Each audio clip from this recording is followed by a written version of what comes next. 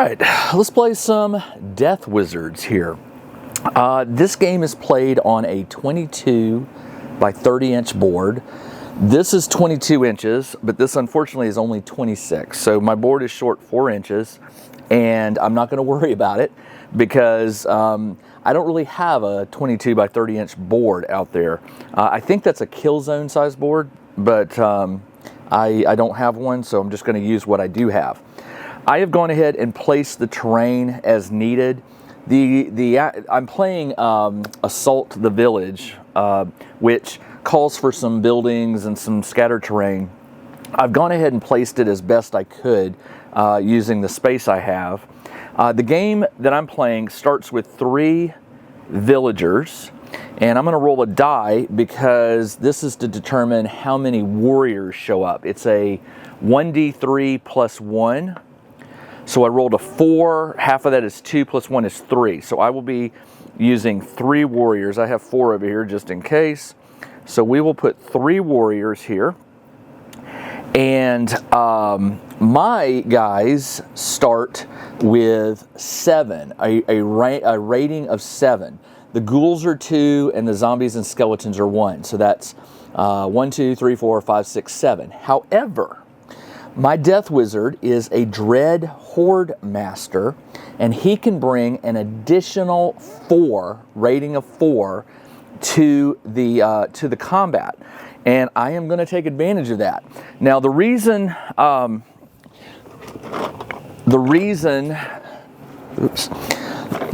that is the Dread Horde Master cannot recruit any creatures undead over rating 2. So I am locked out of the rating 3s and 4s, which are the higher powered undead. So what I'm doing is I'm basically going by sheer number, just overwhelm. So I'm going to add an extra ghoul, and that brings me up to 9. And I tell you what, I'm going to bring another ghoul to make it 11. The ghouls aren't that, they're not that tough. They have a low defense, but we will work with what we have. So I have all level 1 and level 2, or rating 1 and rating 2 creatures here. And they're all supposed to be placed in this sort of limited space here, according to the scenario. So that's what I'm going to do. All right, now, how does this game play? It's not a I go and then the heroes go. Now, I call my guys the good guys, even though they're bad guys, and these the bad guys, but the heroes are over here. Even villagers are considered to be heroes in this game. So normally in a lot of war games, I would move all of mine and then all of the other opponent would go, but that's not how this game plays. Instead, it's broken into a series of activations. As a one-player solo game, I can activate up to 4 ratings worth of enemies and my Necromancer, and then 2 heroes will activate per player, so a total of 2 will activate, and then I come back and I do another 4, and then another 2 heroes, and then you keep going back and forth until all my minions have activated and all the heroes have activated. Minions can only be activated once per turn, same with heroes. The Necromancer, however, will activate anytime I am able to activate my minions. I will get an activation with the Necromancer. So let's go ahead and get started, and I'll explain the rules of combat and movement and all that as the game progresses. So I'm going to turn the board a little bit here so you'll be able to see better. And it is now turn number 1. I'm going to track that with a red die here, turn number 1. And I'm also going to be tracking my necromantic energy, which is what I use to cast like my necromancer powers, my magic. And I start with 18. And I'm going to go ahead and activate 4. I'm going to activate all my ghouls. No, I can't because they're worth 2 each. I can activate 2 ghouls. So I'm going to go ahead and do that. Now, on an activation, the activated hero, minion, or necromancer can do a move action up to their maximum move, and then they can do a second action, and that second action is either another move, an attack, or a special. And a special for the necromancer would be like casting a spell. For some of the monsters, they have specials, and those usually occur as a result of something they do. So let's go ahead and move my ghouls. The ghouls have a movement of 7. So they're fast. I really want to split these guys up. So I think I'm going to try to take advantage of the area here. And I'm going to move this ghoul 7 this way. And then I'm just going to move 3 more this way, just so these guys can see him. This one right here, actually I'm going to do this one. This one's going to go around. He's going to come over here 7. And then he's going to come in 3. Did I bump the camera? Sorry. And then my Necromancer can go. Remember, I've activated 4 ratings, 2 and 2, and now my Necromancer can go. My Necromancer has a move speed of just 5. Not great, but not bad. I am going to move him closer, but not directly. And that is my move. Now, I can do a special. I have a set of powers that I can use, my Necromancer powers, and one of them is called, it had a long range. It's the negative bolt. It has a range of 18. Now, the question is, that may be too far. Nope. That first guy right here is 17 inches away. So I am going to cast negative bolt. To do that, I have to spend 3 of my necromantic energy, so I'm down to 15. And then I get to roll 4 d10. This is a d10 based game, so you're going to want to have a lot of d10s. You roll 4 d10, and whenever you're attacking a target, your target has either a defense for hand-to-hand melee combat, or they have a resist if magic is being cast. So in this case, I'm going to throw the warrior's card up on screen and show you. The warrior has a movement of 6. Now, the other thing I want you to notice on here, it can be a rating of 2 or 3.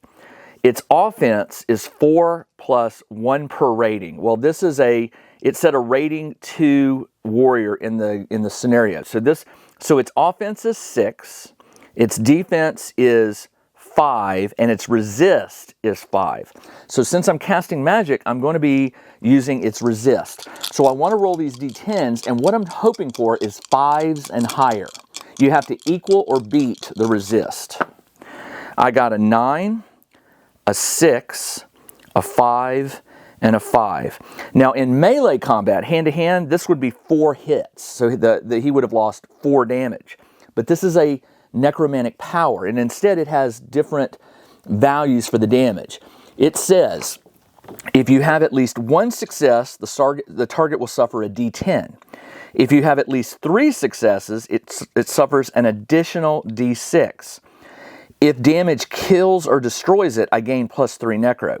Now, the durability of the warrior is 10 plus 3 per rating. So its health is basically 16, which means to kill this guy, I would need to roll a 10 and a 6, a perfect roll. So I will roll a 10, and I'm going to roll a d6, and this will be the damage on this guy right here. I rolled a 6 and a 6, so 12 damage. He has 16 minus 12 is 4. So the way I do this is I use green dice for their actual health, and I use red dice for the damage applied. So if it's got a red 1, it means he took 1 damage. If it's got a green 4, it means he's got 4 health left. So that was a really good attack right there. And that is the end of my turn. He moved and he used a necromantic power. Now we go over to the heroes. Now when you activate heroes, the way this works is the heroes have a hierarchy in the order in which they will activate. The highest is, I believe, a ranger, and then it goes, like, I don't remember, but there's wizards, there's priests, there's rogues, there's warriors, there's paladins, there's a whole bunch, which is really cool. But the warriors are above the villagers, so the warriors will activate first. And in this case, because I'm playing a one-player game, only 2, it says 2 heroes per player will activate. So I'm going to choose these 2 to activate, and the warrior card has a flip side to it. and you will roll a d10 for each hero to determine what they do on their activation. So let me roll this die. I rolled a 1 for the first guy.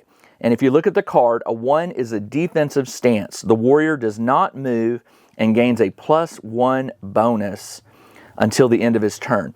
So I'm going to use the blue die to indicate bonuses. So he's got a +1 until the end of his turn.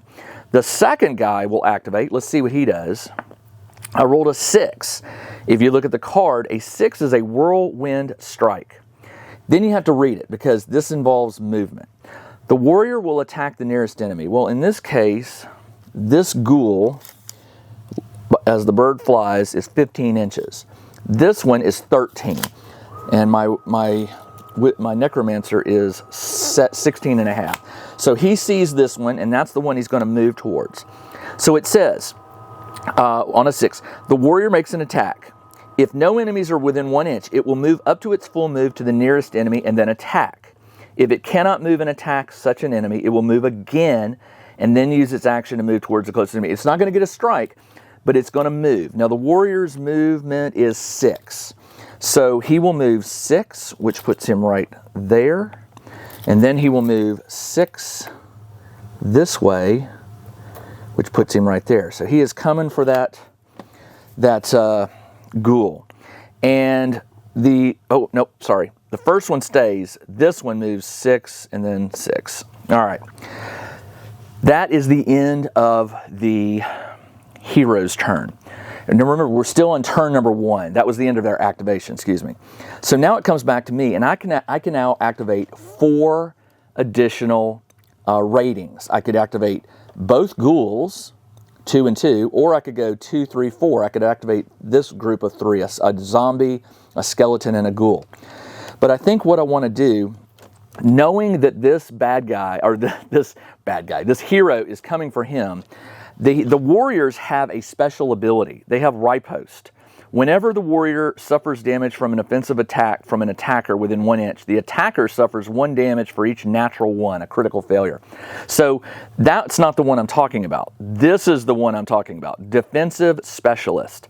This model will increase its defense by 2 whenever there is only a single enemy within 1 inch. So when he moves closer to here, being the only enemy, his defense is going to go from 5 to 7, which means I would have to roll 7s or higher on my D10s in order to hit him.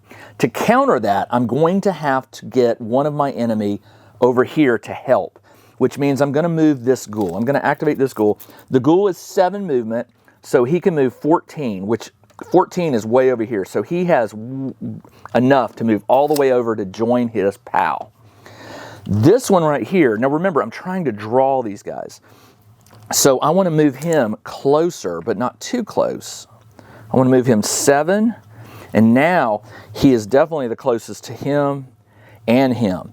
So this guy is going to move here, and instead, I think what I'm going to do is move 2 more this way, and that way I know I'm closest to the, well, actually I'm closer to this one now. So let's change that. I moved him here. Actually, no, I moved him here. It was 7. And then I'm going to move him this way. I'm going to move him all the way. That way, is he still, he's 10 and he is 10. They're about the same distance, so that's okay. All right, both of my ghouls double moved, and now it's my Necromancer. Remember, your Necromancer can activate more than once. He activates every time a rating gets activated.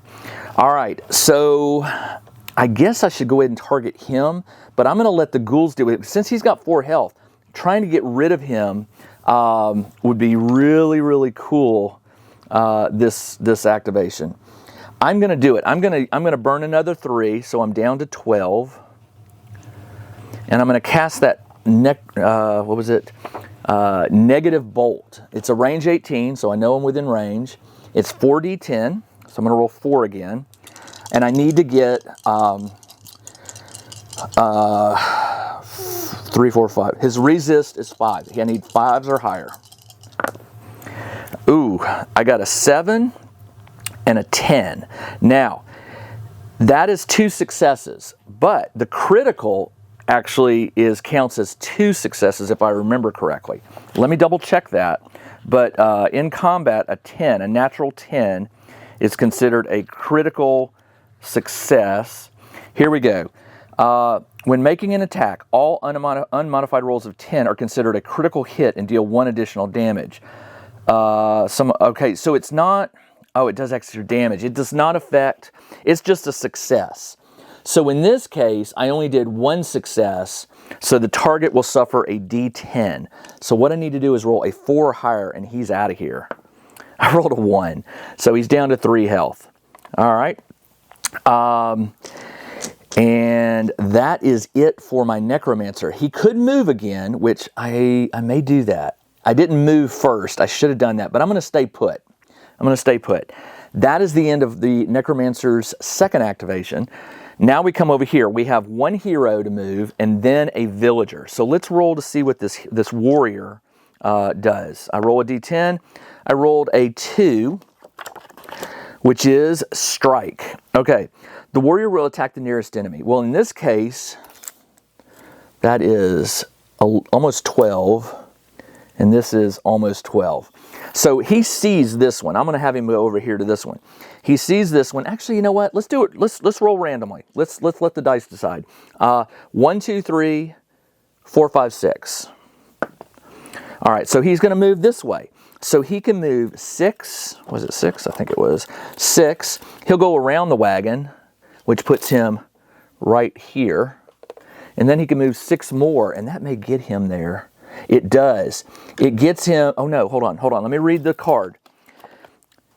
It will move to its fullest to the enemy and make an attack. If it cannot move an attack, it will move and then use its action to move towards. So it does a double move, but it will not get to attack.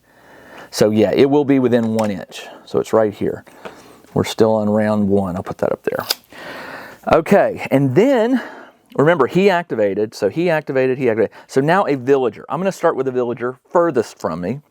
And we roll a D10. And the villager also has a card to determine its actions. I'm going to show you the front. The villager has a movement of 5. Its offense is 3. Now it has a range of 8. What that means is it probably has a ranged weapon, like maybe throwing knives or stones or something. So it can attack when it's within 8 inches of somebody. It has a defense of 3, a resist of 4, and a durability of 8. And I want you to notice it's special. The villager gains +1 to offense for every other villager within 3 inches. So they sort of band together. But let's flip the card over to its villager action side and roll a D10. I rolled a 9. Retribution. The villager can only utilize this if another villager has been killed. One has not. If no villager has died, treat this as get 'em, which is a 2 to 5 roll. The villager will attack the nearest enemy. Well, in this case, that is 13 to the thing, and that is, oh, it's closer to this one, definitely. All right. It will move 5. It moves 5. And I believe it's going to be able to make an attack. It will move 5, and then it is definitely within range 8. So its offense, it's not within 3 inches of another villager. So it will roll 3d10 for its offense. And my ghoul, I'm going to throw the ghoul card up on the screen. The ghoul has a defense of 3. Well, so 3s and higher will hit it. So let's see what happens.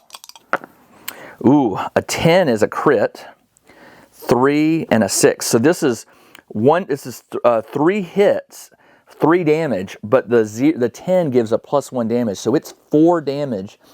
The ghoul has a durability of 10. So he has 6 health left. And that ghoul is now looking at that villager as food. Why is that? The ghoul has a special ability. If I kill a hero, feeder, or shambler, I can immediately heal 1d6 durability up to my max. It's like they feed on him, so I'm going at him. All right, that is it for activations for the heroes. It comes back to me. This will be my last activation because I've got 1, 2, 3 ratings, and I've got no more ratings after this. The Necromancer will always activate at least twice per turn. So in this case, he's going to have activated 3 times before the turn ends. So let's go ahead and do this. I'm going to send my skeletons just running in. The skeletons have a movement of 6, so they can move 12. 12 gets him all the way right there, and this one, 12, gets him right behind him. All right, and now my Necromancer can go again. My Necromancer is going to target... I've got 12 left. Is there anything I can do? Rotting Curse. Cost 2, range 15. 40-10, targets if damaged, they are cursed, which means they lose 1 damage for every time they activate. Blasting Bolt. That sounds interesting. Cost 3, range 12, 5d10. Oh yeah, let's do that. All right, I'm going to cast Blasting Bolt. It costs 3, so I'm down to 9. Down to 9. I'm going to move here. The only reason being is I want to be within 12 of these. And I'm gonna hit this guy. I'm going to try to hit that guy. So it's a 5d10. 1, 2, 3, 4, 5. Or do I want to try to just take him out? I'm weakening them. Let's keep doing it. I'm going to try to take him out. So 5d10 versus his resist of 5. Not good. I got a 10, a 4, a 1, and a 1. So only 1 hit, but that will do 1d10 damage. Let's go ahead and roll that damage. Come on. 10. 1. All right. So he's got 1 damage on him. Brr. All right. And then the zombie. I can activate the zombie. The zombie is slow. I'm going to send him over here. He can move 4 and 4. So 8 inches puts him right there. And that is the end of my activation.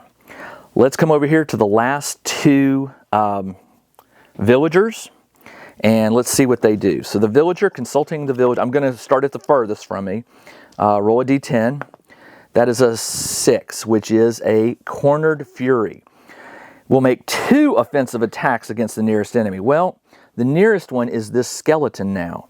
So it can move 5. Is it within 8? It is within 8, so it doesn't even have to move. He can make 2 attacks against my skeleton. So let's go ahead and do the first attack, which is a 3d10. Now my skeleton, I'm going to throw the skeleton card up. The skeleton has a defense of 5. That's good. Durability of 9. But the skeletons also, if they suffer any damage during an offense attack, you reduce it by 1. So let's see what he does on his first attack. 10, 7, and 5. That's 3 hits, plus the critical, which is 4. But the skeleton is -1, so 3 damage. The skeleton has 9 minus 3 is 6. So the skeleton has 6 health left. And then the villager will strike again. A 3 and a 1 miss. The skeleton's defense, the 1 does hit. So 1 additional hit. Whenever this model suffers damage, reduce it. So no damage. No damage. 1 minus 1 is 0. All right, and then we have 1 more villager. Let's see what he does. A 5, which is the get 'em. Make a single attack. Well, he is definitely within 8, so he will make a 3-dice attack. That's a hit and 2 misses. That hit is 1 damage minus the 1, so again, the skeleton takes no damage. And that is the end of turn number 1. At the beginning of turn number 2, my Necromancer will get 3 energy back, so he goes back up to 12. And now we can start turn 2. Check out the new RPG and Wargame newsletter.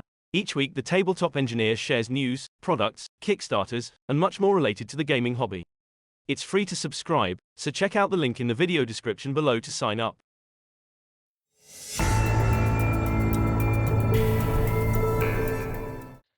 All right, turn number 2. Necromancer needs to go ahead and activate 4. So, what do I do here? I got the skeletons, which are very close to this villager. These villagers have that ranged attack, which just stinks. So maybe, and they can move 6, and they don't have a ranged weapon. So 6 would get him here. So I'm going to activate my Necromancer first. He is going to move here, where he can see better. He's going to try to cast Blast, no, he's going to cast negative bolt on this villager. So I'm down to 9. At some point, I'm going to run out of necromantic energy. I'm down to 9, and it is a 4d10. The villager's defense is, villager's defense, it was 3, I think. Defense is 3, so 3s and higher will hit him. That is 1 success, 2 success, 3, and 4. The spell only needs 3 success to do the D10 and the D6. So I'm going to do that. And by the way, when I cast that blasting bolt, this guy took 1 damage, so technically I was able to move him up to 6 inches directly away from me. Now I was here, so that would have put him over here. And he would have hit the rail, but I'm not going to worry about that right now. There are rules about if you push somebody if they get pushed into terrain, I think it can cause some damage. I'm not going to look that up right now. So he cast, and he did 4 hits, so it's a D10 and a D6 on this villager. The villager's durability, by the way, is 8. Come on, I need 8 or higher. I got a 7 and a 1, which is 8 damage. And that villager dies. That was good. And then I'm going to activate these 2. My skeleton can move 6, and that's going to bring him into contact with this one. And that skeleton has an offense of 4, so I will roll 4 dice. Now remember, the warrior is now he's only got 1 enemy. So it's worth taking a chance. His defense goes up to 2, so his defense is now 7. So I need 7s or higher. I got a 10 and 3 1s. The 10 is 2 hits, so 10 beats the 7, and it's double damage, so he is down to 1 health. This skeleton, this 6 goes with him. This skeleton cannot get to him. He's got, it's more than 6 inches of movement. So I'm going to move to this one, which is definitely. So this skeleton heads to him. Now he's only got 1 damage on him, not 1 health. And this skeleton rolls 4 defense against 7 offense, because remember, it's 1 versus 1 there. I got a single 7 and 3 4s, which miss. That 7 is just 1 point of damage, so he's got 2 points of damage on him. And that is the end of my activation. It is now their turn. So there are 1, 2, 3 warriors, and what I don't remember the rules specifying how you determine who goes. 2 warriors will go. So and since these 2 are engaged and have the ability to do immediate, well, he's engaged too. Let's do it randomly. So I'm going to go 1, 2, 3, 4, 5, 6. The first one to attack will be this one. So he is engaged with a ghoul. His offense is 4 plus 2, 6. So he gets to roll 6. 1, 2, 3, 4, 5, 6. He gets to roll 6 dice. The ghoul's defense is 5. No, 3. 3. 3s and higher will hit. That is a miss. So he got a lot of hits. He got 1, 2, 3, 4, 5. 5 hits. 10 durability minus 5 means he has 5 health left. And then 1, 2, 3, 4, 5, 6. Let's see who attacks next. 1, 2, 3, 4, 5, 6. 1, 2, 3. So this guy. So he turns to my skeleton, and he will also swing 6 dice. 4 plus 2, 1, 2, 3, 4, 5, 6. And the skeleton has a defense of 5, so 5s are higher. Miss, miss, miss, hit, hit, hit. 3 damage. The skeleton always does 1 less, so 2 damage. That skeleton has 9 minus 2 is 7. So I'm just going to put 2 damage on him, and he has 7 left. And that is the end of, oh, you know what I didn't do? I was supposed to roll to see what they do. All right, let's do back. This guy rolled an 8, which is a double strike. So he would get 2 strikes. So let's play it out. He gets 6 dice. 1, 2, 3, 4, 5, 6. So he may very well kill that ghoul. 1 hit, 2 hits, 3 hits, 4 hits. 4, he is down to 1 health. Ugh. All right. And then this guy, let's see what he decided to do. He's engaged. A 3 is a single strike, so he did it. Okay, so now we are done. My turn. I activated the skeleton and the skeleton. So all I've got is the ghouls, the zombie, and these 2 ghouls over here. So this ghoul has a range of 7. He can't get over here quick enough. No, he can't. Let's deal with this guy. I'm going to activate both of these ghouls. This ghoul will move and attack. His attack is 5 dice, 1, 2, 3, 4, 5. And the warrior has a defense of 3, 4, 5. 5. So 5s and higher will hit him. Hit, and 2 misses. 3 hits. 16 minus 3 is 13, so he just took 3 damage. And then my second ghoul will attack him with the same thing, 5 attack. That is a hit, and 2 misses. 3, and so he's taken 6 damage. He's at 6, so yeah, he's got 10 left. And then on my Necromancer. All right, my Necromancer, he's going to kill that ghoul if I don't get rid of him. So I'm going to turn, I'm going to move just a little bit this way, and I'm going to hit him with the negative bolt. 3. I'm down to 6. I haven't used any of my other powers, but so far this has been it. Now, restore energy is cost of 0, and I get to gain 3, choose 1 friendly minion, remove it from play, gain 3 necro. I can remove a minion permanently and gain 3 back, so that's good to know. But I need to kill this guy. So, what I'm going to do is I'm going to roll it. All right, so I spent my 3, and it's 4d10, 1, 2, 3, 4, and I'm casting it on this guy who's got a lot of damage. He needs 10 to kill him. I got a 10, a 7, and a 5. 3 hits. So that is a d10 plus a 6 damage. Come on, 10. 6 plus 1 is 7. 7 plus 6 is 13. He has 3 health left. Not bad. All right. That is the end of my turn. Now we come back to the remaining warrior and 1 of the villagers. So he will attack the skeleton, obviously. Let's see what he does. A 4. A 4 is just a strike. So he will get 1 hit. 1, 2, 3, 4, 5. Is it 5 or 6? Warrior hits with 6. 1, 2, 3, 4, 5, 6. I think my skeleton may be in trouble here. That is a hit, a miss, a miss, a miss, a hit, and a hit. Defense of 5. This counts as 2. 1, 2, 3, 4. Minus 1 is 3. 6 minus 3, he's got 3 health left. But one of the villagers, let's see which one it'll be. 1, 2, 3, 4, 5, 6. This one right here is within 8 inches. What does this villager do, though? Let's roll the die. A 9. That's not good.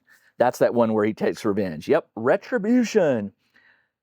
If another villager has been killed, he has. The villager will attack the nearest enemy it can see.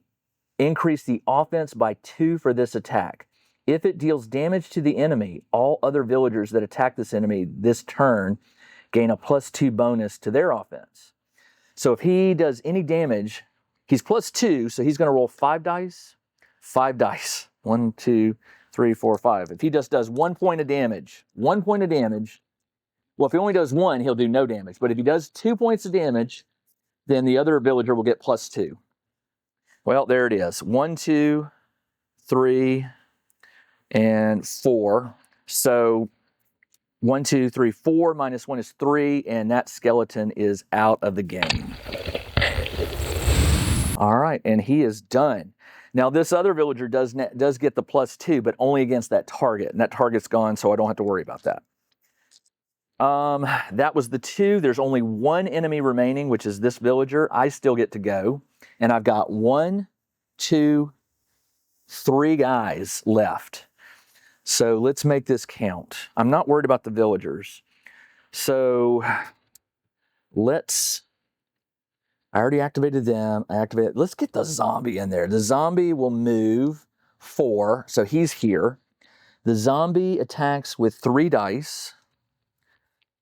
And, yep, 3. All right, just 3. And he needs to beat a defense of 5. That is a hit and a hit. 2 damage. Oh, I should have gone after this one. So he's down to 1 health. Oh, that's got 2. He only has 2 damage on him. All right, so the zombie went. I'm going to have my ghoul run. He gets to go 14. He can go 7, which puts him right there. And if he moves another 7, he will not get to attack, but he will on the next turn. So I'm going to move him into combat with this one, and then my Necromancer will get to go. My Necromancer has... what to do? I'm going to have to kill this guy. So negative bolt. 3. I'm down to 3 energy. Where's the 3? I need a countdown die. 3. And it's 4d10. And all I got to do is 1 damage. Just 1 damage. An 8 and a 5 will do it. That does 1 point. And that warrior dies. And that is the end. 1. Oh, no, I can... Oh, yeah, I did activate the ghoul. 1, 2, 3. And I also get to activate... No, I've still got 1 more activation. This ghoul didn't activate. This guy has 6 health left. I did a zombie, and I did a ghoul. So I've got 1 more activation. This is awesome. So my Necromancer will get to activate again. All right, now it's the enemy's turn. This one did not activate. Let's see what he does. A 2 on the villager is get him. He will move towards the nearest enemy, which in this case is going to be, this is 12. That's 10. So he will move 5. And it says that if he can't make attack, he'll do another 5. So he'll go right up here. So he's come. And that is the end of the hero phase. I've got 1 more activation. I can do 4. So let's do this one. He's going to run and try to feed on this one. He can go 14, which puts him right there. And that villager hopefully is screaming. All right, that is... Did my Necromancer go? He did not. I moved just him. So my Necromancer can go. I've got 3 left. Who can I wipe out? Let's go for the one here, and then I'm going to have them swarm this one guy. So I'm going to spend my last 3. I'm going to cast Negative Bolt, 4d10 on that single 1 hit point dude right there. I just need 1 hit. 5 or higher. Warrior defense 5. Yep. And there it is. 6, 6. That kills it, and that warrior is dead. And that is the end of turn 2. Everybody has gone. My Necromancer gets 3 back, and now we move to turn number 3. All right, turn 3. I get to activate. So this ghoul with 1 health will move in and attack. He gets, the ghoul has a 5 offense, so 5. And he's got 2 damage on him, so he's got 14 health left. That's a 9 and a 5. The rest are misses, so 2 points. So he's got 5 damage on him. And he's down to 11 health. And then this ghoul will run up, do the exact same thing. Hits. Oh, crit. That's 1, 2, 3, 4 damage. So 5 plus 4 is 9. He's got 9, 16, 7 health left. So we'll just do a 5, 6, and a 1 on him. 6 and a 1. So he's got 7 health left. And that is, oh, my Necromancer can go. The Necromancer is going to use the last 3 to hit this villager with 4d10. 1, 2, 3, 4. The villager's defense is 3, so 3s and higher. That's a hit, and a hit. 3 hits is a d10 and a d6 damage, and he has 8 durability. So if I can roll 8 here, I kill him. 6 plus 3 is 9, and that villager dies. All right, and that is it for my activation. There are only 2 heroes left, this guy and this guy. Let's go ahead and resolve the villager. He's within, let's see what he does. He rolls a 5, because one of the options is to flee. Got to see if he runs away. 5 is an attack. So he will do his ranged attack, which is 3 offense. 6 hits and 8 hits, and my defense on the ghoul is a 3. So 3 hits. He's got 8, so he's got 5 health left. 5. And then this guy has 1, 2, 3 enemies up against him. Who is he going to attack? 1, 2, 3, 4, 5, 6. He's going to attack the middle ghoul with 6 dice. 6 dice. And that middle ghoul has no damage on him. And the ghoul has a defense of 3, so 3s and higher hit. Miss. And then 5 hits, no crits. 5 hits, 8 health. He's got 3 left. And that is the end. Did I roll for what he's going to do? I don't think I did. Let's roll for what the warrior does. A 6 would be a whirlwind strike. He makes an attack against all enemies within 1 inch. If no enemies, okay. So he's going to make an attack on all 3 of those. So let's do that. 1, 2, 3, 4, 5, 6. So let's do the 1 hit point ghoul. If he just rolls a 3 or higher, he's dead. An 8 will kill this ghoul. Okay. And then the skeleton has 2 damage on him. So he will do another 6. And the skeleton has a defense of 5. Hit, hit, hit, hit, and 2 misses. That's a crit. 1, 2, 3, 4, 5. 5 minus 1 is 4. 4 plus 2 is 6. So he's got 6 damage on him. And that is his turn. Now it's my turn. All right. That ghoul already attacked. No, the 1 hit point ghoul did. And he moved and stopped. So who do I have left? He moved. He can't do this turn. Actually, no, this is a new turn. Sorry. He can. He's going to run up and attack. So the ghoul is offense 5. 1, 2, 3, 4, 5. Hit. The defense of the villager is 3. 1, 2, 3, and a crit. 4, 5, 5. 8 minus 5 is 3. He's got 3 health left on him. And I can activate another. That's 1, 2. I'm going to activate this ghoul. This ghoul will step forward and do a 3 dice attack. 5 dice attack. Sorry. 6s or higher. Ooh, 2 crits. 1, 2, 3, 4, 5. And that was a hit. 6. And so he's got 7, so he's down to 1 health. He's got 1 health left. All right.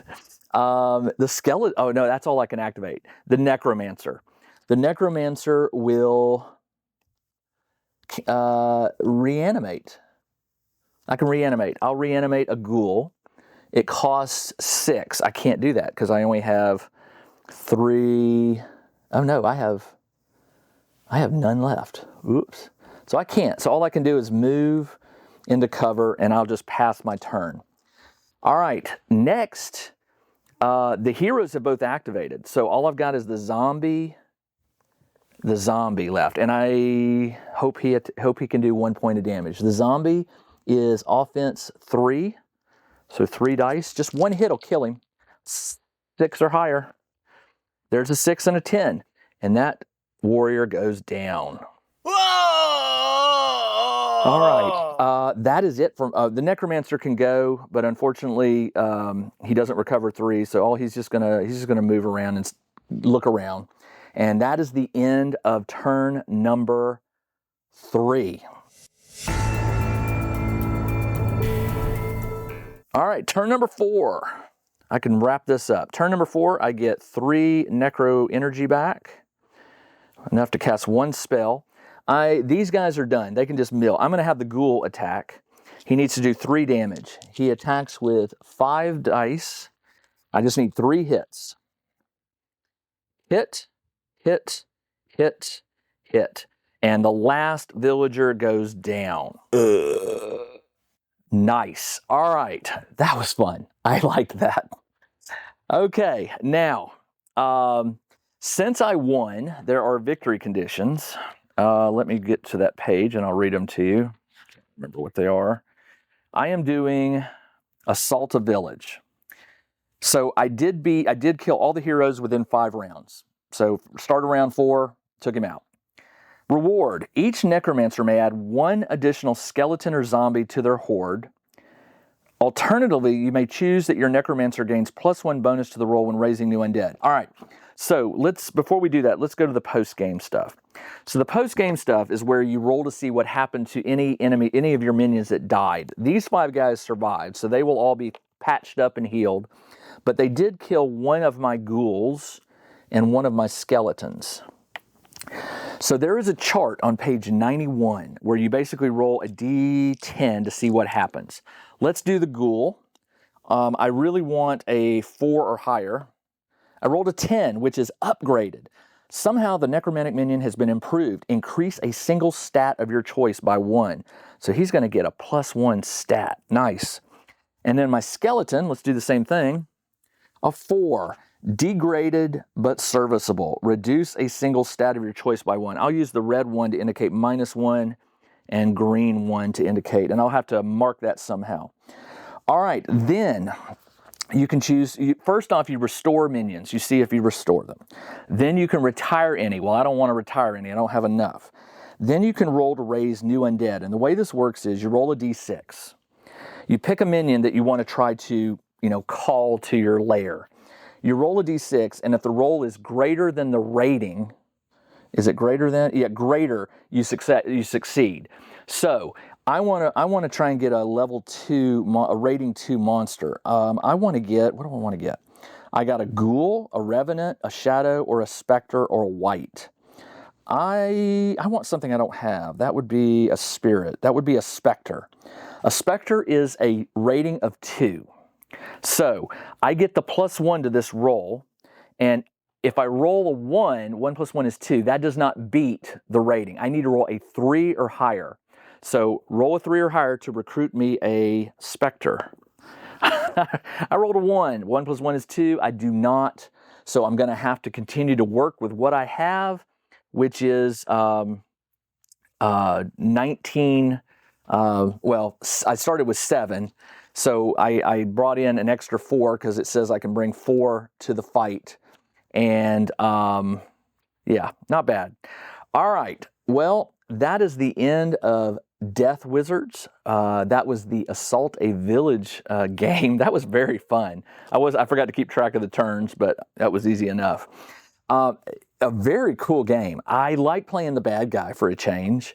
I do like the combat mechanic. This offense, defense, resist, and durability. It's nice. The D10, and you don't see a lot of D10 games either. I like that. I'm very curious to see how these scenarios ramp up in difficulty. This one wasn't what I would call difficult, but I could have easily rolled that first die to have, 1d3 + 1, 4 warriors instead of the 3. So I would have had to deal with an additional warrior. So that could have changed the game a little bit. But yeah, that was fun. I will be back very soon with the next episode. I'm probably going to try to do one of these a week. So I think one a week is certainly doable. So this is Jim, the Tabletop Engineer. Thanks for joining me as I played Deth Wizards. I'll be back very soon with the next episode. Until then, everybody, take care.